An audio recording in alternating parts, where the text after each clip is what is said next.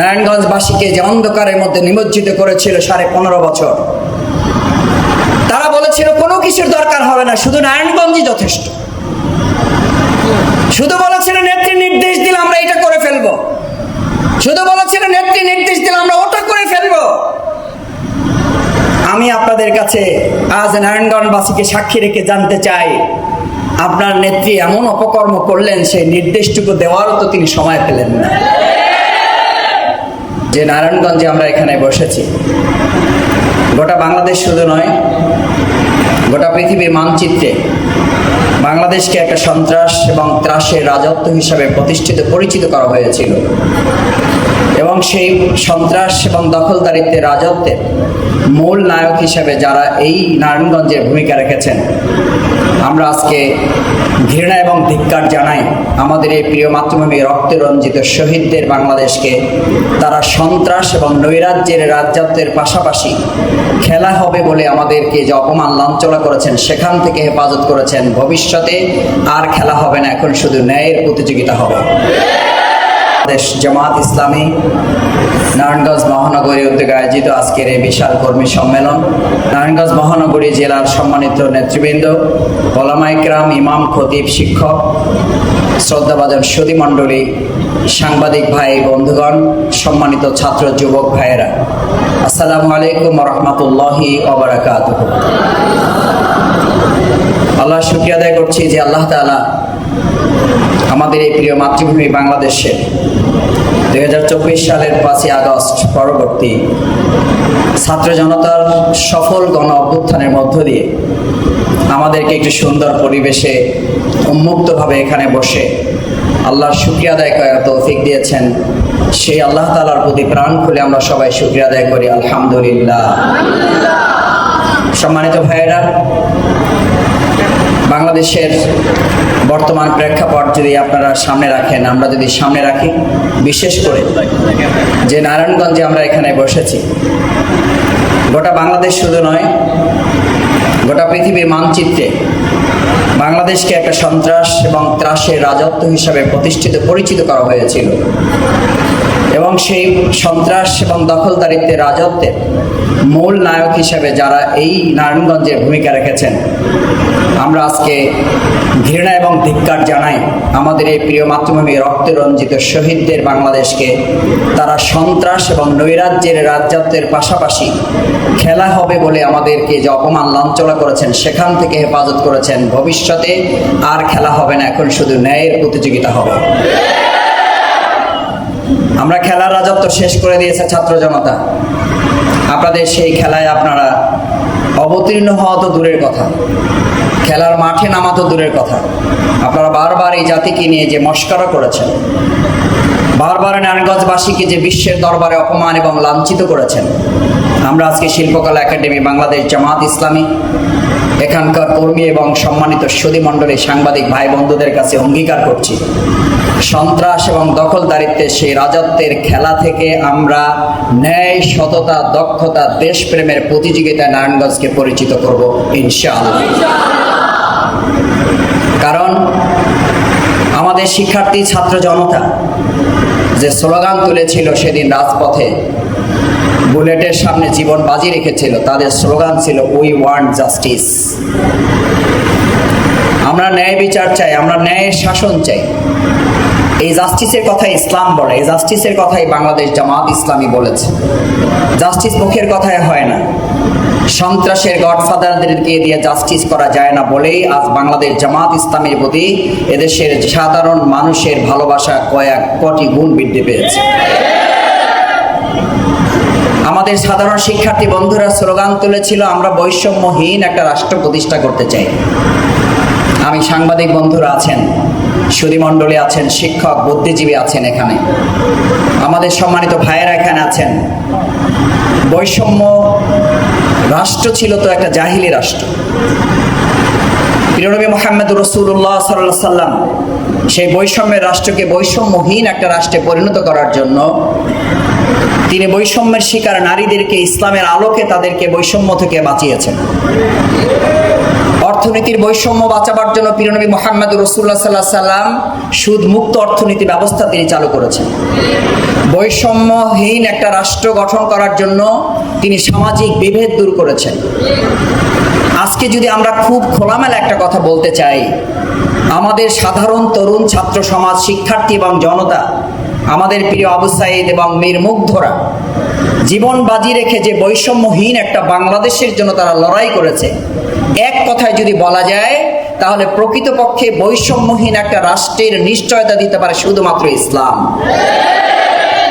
আমি আপনাদের সামনে একটি সূরা তেলাওয়াত করেছি, এটা সকলে আপনাদের মুখস্থ আছে। দেখেন, আল্লাহ তাআলা নিজেই ঘোষণা করেছেন। আমাদের অনেকে জিজ্ঞেস করেন, সাংবাদিক ভাইয়েরা জানতে চান, বিভিন্ন রাজনৈতিক দলের ভাইয়েরাও মাঝে মধ্যে আমাকে প্রশ্ন করেন, ফোন করেন, মেসেজ দেন যে মাসুদ অথবা মাসুদ ভাই, এই গণ অভ্যুত্থান পরবর্তী বাংলাদেশে ইসলামের প্রতি, জামাত ইসলাম, ইসলামী ছাত্র শিবিরের প্রতি মানুষের এই ভালোবাসাটা হঠাৎ করে এই গণবিপ্লবে, গণ অভ্যুত্থানে, গণভালোবাসায় পরিণত হলো কেন? আমি তখন তাকে সূরার কথা বলি। আল্লাহ তাআলা যখন তার বান্দা, তার রাষ্ট্রে, তার সমাজে তিনি তার সাহায্য এবং বিজয় দেন, তখন এটা আল্লাহর আরেকটা নেয়ামত। এই সাহায্য এবং বিজয়ের সাথে আরেকটা বোনাস নেয়ামত, ফি দীনিল্লাহি আফওয়াজা।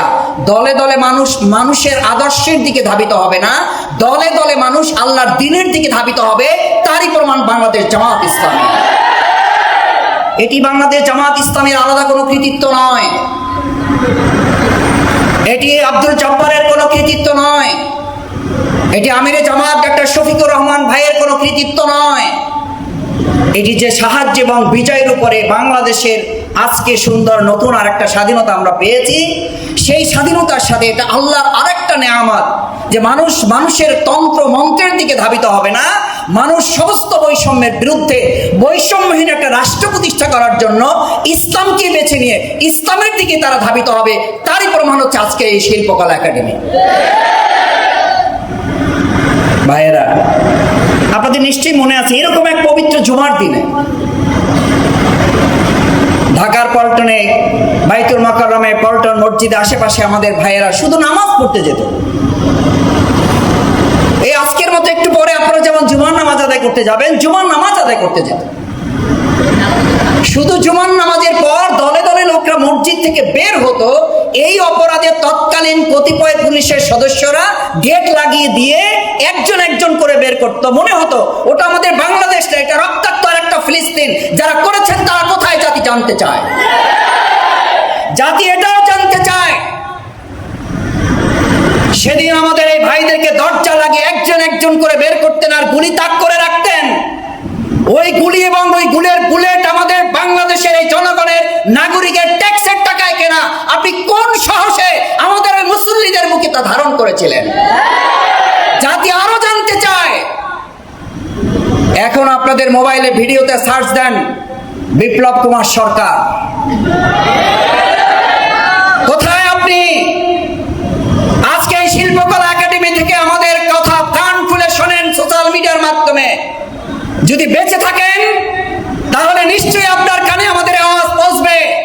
আপনি আমাদের সেদিন মুসল্লিরা বের হতে বাধাগ্রস্ত হয়ে ধ্বনি তুলেছিলেন নারায়ে তাকবীর, আল্লাহু আকবার। আপনি বলেছিলেন এটি জামাত ইসলামী ছাত্র শিবির সন্ত্রাসীদের স্লোগান। আজ কান খুলে শুনে রাখুন, 2024 সালের 5ই আগস্ট পরবর্তী এই বাংলাদেশ শুধু নয়, বাংলাদেশের স্বাধীনতার গ্যারান্টি হিসাবে জামাত ইসলামী ইসলামী ছাত্র শিবিরের জন্য শুধু নারায়ে তাকবীর, আল্লাহু আকবারের স্লোগান নয়, শুধু মুসলমানদের জন্য নয়, এই দেশের 18 কোটি মানুষের জন্য শুধু নয়, বাংলাদেশের প্রত্যেক ইঞ্চি মাটির নিরাপত্তার গ্যারান্টি নাম হচ্ছে নারায়ে তাকবীর, আল্লাহু আকবার।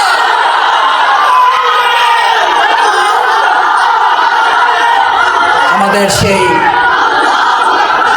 নারায়ে তাকবীর, আল্লাহু আকবারকে আপনারা জঙ্গি স্লোগান বলে দিলেন। আপনারা সেই নারায়ে তাকবীর, আল্লাহু আকবারকে জঙ্গি স্লোগান বলে জামাত ইসলামী ইসলামী ছাত্র শিবির এবং মসজিদ থেকে বের হওয়া দাড়ি টুপি মুরব্বীদেরকে আপনারা জঙ্গি বানিয়ে, জামাত শিবির বানিয়ে তাদেরকে সেদিন বাধাগ্রস্ত করলেন। আমাদেরকে জঙ্গি হিসেবে প্রমাণ করার চেষ্টা করলেন। সম্মানিত নারায়ণগঞ্জবাসী, 2024 সালের 5ই আগস্ট এবং তৎপরবর্তী বাংলাদেশের যে চিত্র এখন আমাদের সামনে আছে, আমাদের মানুষ, এদেশের জনগণ শুধুমাত্র 3টি আশায় আমাদের এই বাংলাদেশের জন্য তারা রক্ত দিয়েছে। আমাদেরকে অনেকে বলেন এই দায়, এই মানুষের জীবন, এই রক্ত, এই হাত, এই পা, এই চোখ হারানো। আমরা তো এখন যত দিন যাচ্ছে তত লাশের সংখ্যা, এখনো শহীদের সংখ্যা বাড়ছে। এখন আহত পঙ্গুত্ব মানুষের কান্নার ধ্বনি থামেনি। আপনারা জানেন কিনা, নিশ্চয়ই জানেন, চক্ষু হাসপাতালে কয়েক শত শুধু আহত অবস্থায় আছে, যাদের চোখের আলো জ্যোতি আর তারা কখনো ফিরে পাবে না। সেই মানুষগুলোকে, সেই অন্ধ লোকগুলোকে জিজ্ঞেস করা হয়েছিল, এই ফ্যাসিস্ট খুনি হাসিনার সরকার এবং তার কিছু সন্ত্রাসী বাহিনী এবং পুলিশের কতিপয় সদস্য যারা গুলি দিয়ে আপনার চোখের জ্যোতি কেড়ে নিল, আপনার অনুভূতিটি কি? আজ নারায়ণগঞ্জবাসীর এই দায়িত্ব নিতে হবে। বাংলাদেশ জামাত ইসলামীর এই কর্মীদের দায়িত্ব কাঁধে নিয়ে এখান থেকে বিদায় নিতে হবে। ওই চোখের জ্যোতি হারানো ভাইয়েরা আনন্দের অশ্রু জড়িয়ে বলেছিল, আমার চোখের জ্যোতি দিয়ে যদি বিগত 15.5 বছরের অন্ধকার দূর করে দেশকে আলোকিত করা যায়, আমার গোটা জীবনের আলো দিয়ে হলো এই বাংলাদেশকে আলোকিত করার জন্য আমি আবার জীবন দেব। আজ নারায়ণগঞ্জবাসীকে যে অন্ধকারের মধ্যে নিমজ্জিত করেছিল 15.5 বছর, তারা বলেছিল কোনো কিছুর দরকার হবে না, শুধু নারায়ণগঞ্জই যথেষ্ট। শুধু বলেছিল নেত্রী নির্দেশ দিলে আমরা এটা করে ফেলবো, শুধু বলেছিল নেত্রী নির্দেশ দিলে আমরা ওটা করে ফেলবো। আমি আপনাদের কাছে আজ নারায়ণগঞ্জবাসীকে সাক্ষী রেখে জানতে চাই, আপনার নেত্রী এমন অপকর্ম করলেন, সেই নির্দেশটুকু দেওয়ারও তো তিনি সময় পেলেন না। আপনারা কার পিছনে ঘুরেছেন? বাংলাদেশ জামাত ইসলামী বারবার বলেছে, বাংলাদেশ জামাত ইসলামী এদেশের মানুষের তৈরি করা কোন তন্ত্র মন্ত্র দিয়ে একটা দেশকে মুক্ত করতে পারা যায় না, যাবে না, যাচ্ছে না। আপনারা এমন নেতা, এমন নেত্রীর পিছনে ঘুরলেন যারা 5ই আগস্টের পর 6ই আগস্ট নিজেরা নিজেদের মতো পালিয়ে গিয়ে দায়িত্বহীন কণ্ঠে আপনাদেরকে জানিয়ে দিল, শুধু দলের নেতা কর্মীরা, ওই দেশের প্রতি আমাদের আর কোনো দায়িত্ব নাই। আমরা ধিক্কার জানাই, প্রাচীন দল বলে নিজেদেরকে যারা পরিচয় দেন, এরকম একটা দেশের দলের কর্মী এবং দেশের জনগণের প্রতি যে আপনারা তামাশা করেছেন, এই দেশের মানুষকে নিয়ে যে আপনারা দায়িত্বহীন বক্তব্য দিয়েছেন, এই বক্তব্যের কারণে গণহত্যা শুধু নয়, এই বক্তব্যের উপর ভিত্তি করে এই দেশ, সমাজ, রাষ্ট্র, পৃথিবী যতদিন থাকবে আপনারা আপনাদের আদর্শ দিয়ে বাংলাদেশে আর কোনোদিন রাজনীতি করতে পারবেন না। কারণ এটা জনগণের সিদ্ধান্তেরও দরকার নেই। আপনারা আপনাদের বক্তব্যের মাধ্যমে বলে দিয়েছেন এই দেশ এবং জাতির প্রতি আপনাদের আর কোনো দায়িত্ব যেহেতু নেই, আদর্শিকভাবে নৈতিক কারণে আপনারা আর এই জাতির সামনে কোনোদিন উপস্থাপিত হতে পারবেন না। সম্মানিত ভাইয়েরা, প্রধান অতিথি মূল কথা বলবেন, আমি আর দুটো কথা বলে আপনাদের কাছ থেকে বিদায় নিতে চাই। 2024 সালে 5ই আগস্ট, তার আগের 4, তার আগের 3, তার আগের 2 আমাদের ভাইয়েরা, আমাদের বোনেরা 30শে জুলাই বলে নাই, মানে 1লা আগস্ট বলে নাই, 2রা আগস্ট বলে নাই, 3রা আগস্ট বলে নাই, কি বলেছিল? 32শে জুলাই, 33শে জুলাই, 34শে জুলাই, 35শে জুলাই। এই 33-35শে জুলাই পার করে যখন 1লা আগস্ট খুনি ফ্যাসিস্ট সরকার দেখলো ছাত্র জনতার আন্দোলনকে আর কোনোভাবে দমন করা যাচ্ছে না, তখন সর্বশেষ ট্রাম্প কার্ডটা তারা ব্যবহার করার জন্য ষড়যন্ত্রের অংশ হিসাবে বাংলাদেশ জামাত ইসলামী, ইসলামী ছাত্র শিবিরকে নিষিদ্ধের একটা ঘোষণা তারা দিল। আমি বলি, শেখ হাসিনা বিগত 15.5 বছরে আমাদের তো কোনো উপকার করতে পারেন নাই, ব্যর্থ হয়েছেন। 1লা আগস্ট গোটা বিশ্বের দরবারে বাংলাদেশ জামাত ইসলামী ছাত্র শিবিরকে আপনি একটা উপকার করে দিয়ে গেলেন। এই দেশের মানুষ আবার নতুন করে বুঝতে পারলো যে 2024 সালের 5ই আগস্টের আগে বাংলাদেশ জামাত ইসলামী ছাত্র শিবিরকে নিষিদ্ধ করার মধ্য দিয়ে আপনি প্রমাণ করেছেন এই আন্দোলন সংগ্রামের মূল পরিকল্পনাকারী হিসেবে আপনি জামাত শিবিরকে মানুষের কাছে তুলে দিয়ে গেছেন। এবং এটাও প্রমাণ হয়েছে জামাত ইসলামী ছাত্র শিবিরকে আপনি নিষেধ করেছেন, আপনি নিষেধাজ্ঞা দিয়েছেন, আপনি আমাদেরকে নিষেধ করেছেন। আর এদেশের তরুণ ছাত্র সমাজ জামাত ইসলামী ইসলামী ছাত্র শিবিরকে বুকে ধারণ করে বিজয়ের পতাকা তারা উড্ডীন করেছে। সুতরাং জামাত ইসলামীর সাথে আদর্শিক এবং রাজনৈতিকভাবে দুইভাবে জামাত ইসলামীর কাছে আপনি পরাজিত হয়েছেন। আদর্শিকভাবে পরাজিত হয়েছেন, রাজনৈতিক এবং নৈতিকভাবেও আপনি পরাজিত হয়েছেন। আপনি আমাদের কাছে বুকের বুলেট চালিয়ে মনে করেছিলেন জামাত শেষ করা যাবে, পারেন নাই। আজকে বাংলাদেশে নতুন প্রশ্ন তৈরি হয়েছে, রাষ্ট্র সংস্কার, তার জন্য চাই ব্যক্তি সংস্কার। আলহামদুলিল্লাহ, আমি আপনাদের কাছে এই কথাটি বলে শেষ করতে চাই ভাইয়েরা, যে সুন্দর একটা মেরামত করা রাষ্ট্র, যে সংস্কার করা রাষ্ট্র এই দেশের তরুণ ছাত্র শিক্ষার্থী জনতা চায়। আপনি বলুন, এই সুন্দর একটা স্বপ্নের রাষ্ট্র তৈরি করার জন্য সততা দরকার, দক্ষতা দরকার, দেশপ্রেমের দরকার। আজকে অন্যান্য দলকে এই তিনটা জিনিস প্রমাণ করতে হবে, আর ইতিমধ্যে বাংলাদেশ জামাত ইসলামী তা প্রমাণ করে জাতির কাছে নিজেদেরকে উপস্থাপন করেছে।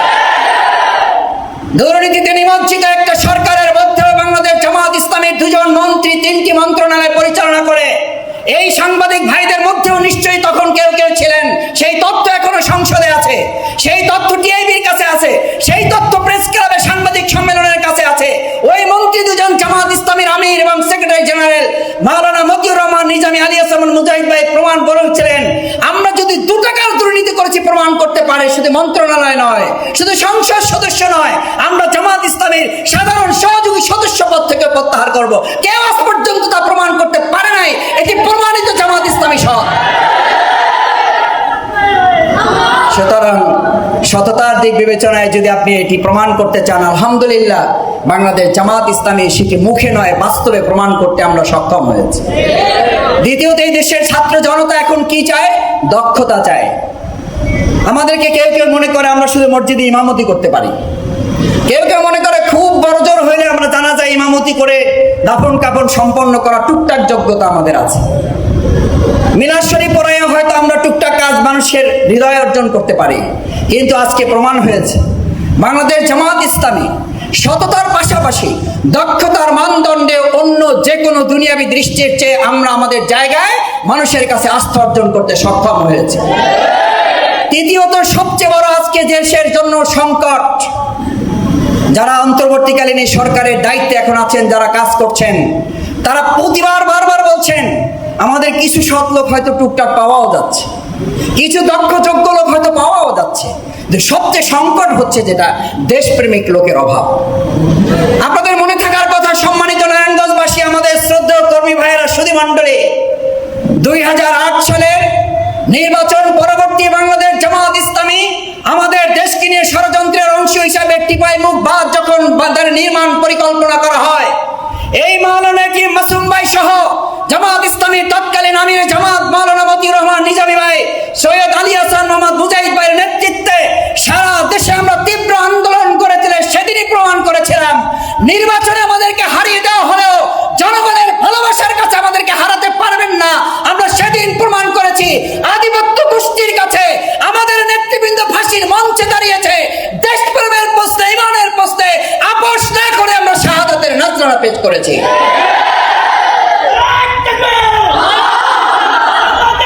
আমরা সেজন্য সম্মানিত ভাই এবং বন্ধুগণ, আপনাদের কাছে অনুরোধ করতে চাই, আসুন, যারা কর্মী হিসাবে এখানে এসেছি, যারা সুধী হিসাবে এসেছি, যারা শুভানুধ্যায়ী ভালোবাসার অংশ হিসাবে এসেছি, আমাদের ভালোবাসাটা শুধুমাত্র যেন জামাত ইসলামের প্রতি না হয়, আমাদের ভালোবাসাটা হবে আমাদের ইসলামের প্রতি, আমাদের ভালোবাসাটা হবে আমাদের প্রিয় রাষ্ট্র বাংলাদেশের জন্য। সেই জন্য এই সততা, দক্ষতা এবং দেশপ্রেমের চেতনায় উজ্জীবিত একটা গোষ্ঠী, একটা দল, একটা শ্রেণী যদি আমরা উত্তোলন করতে পারি, তাহলে বিশ্বাস করি আমাদের অসংখ্য শহীদেরা, আমাদের অসংখ্য হাতহারা, পাহারা, পঙ্গু, চোখহারা ভাই এবং বোনদের এই সুন্দর স্বপ্নের বাংলাদেশ জামাত ইসলামী গড়ে তুলতে পারবে ইনশাআল্লাহ। সেজন্য আগামী দিনে বাংলাদেশ জামাত ইসলামী এবং ইসলামী ছাত্র শিবির, বিশেষ করে আমাদের এই নারায়ণগঞ্জ মহানগরীর সবচেয়ে বাংলাদেশের জায়গায় আনাচে কানাচে পৃথিবীতে যাকে একটা নিকৃষ্ট হিসাব, উদাহরণ হিসাবে পেশ করা হয়েছে, নির্লজ্জভাবে এটাকে উপস্থাপন করা করা হয়েছে। আমরা নারায়ণগঞ্জবাসীর দায়িত্ব আজকে কি আপনারা নিতে পারবেন? এই নিকৃষ্ট, অবঞ্চিত, লাঞ্ছিত নারায়ণগঞ্জবাসীকে আমরা শুধু বাংলাদেশে নয়, গোটা পৃথিবীর মানচিত্রে এই নারায়ণগঞ্জবাসীকে আমরা সম্মান এবং মর্যাদার জায়গায় অধিষ্ঠিত করবো ইনশাআল্লাহ। এটা করার জন্য আপনাদেরকে আজকে সিদ্ধান্ত নিয়ে যদি বের হতে পারেন, এই অবহেলিত, এই লাঞ্ছিত, এই অপমানিত, এই নিকৃষ্ট নারায়ণগঞ্জবাসী হিসাবে যাদেরকে আমাদেরকে পরিচিত করিয়েছে, তাদের অনুপস্থিতিতে আমরা আমাদের এই প্রিয় নারায়ণগঞ্জবাসীকে সম্মান এবং মর্যাদার আসলে তাদেরকে অধিষ্ঠিত করব ইনশাআল্লাহ। সেই প্রত্যাশা ব্যক্ত করে আবারও আপনাদের সবাইকে ধন্যবাদ এবং কৃতজ্ঞতা জানিয়ে আগামী দিনের যে কোনো দাবি আদায় বাংলাদেশের বিরুদ্ধে যে চলমান এখনো কিছু ষড়যন্ত্র ঘাপটি মেরে থাকা লোকেরা করছেন, আমরা তাদেরকে হুঁশিয়ার করতে চাই, রাজপথে মোকাবেলা করে ব্যর্থ হয়ে গর্তের মধ্যে লুকিয়ে হুঙ্কার করে লাভ হবে না, সেখান থেকে খুঁজে বের করে বেনজির যেমন বলেছিলেন গর্ত থেকে বের করা হবে, আজকে জনগণ দায়িত্ব নিয়েছে গর্ত থেকে বের করে আপনাদের ষড়যন্ত্রের উচিত জবাব দেওয়া হবে। সুতরাং ষড়যন্ত্র বন্ধ করুন, দেশের মানুষের কাছে আত্মসমর্পণ করেছেন, এবার নিজেদের দায় স্বীকার করে বিচারের মুখোমুখি হন, তাহলেই হয়তো ভবিষ্যতে আপনাদের জন্য কোনো রাস্তার পথ খোলা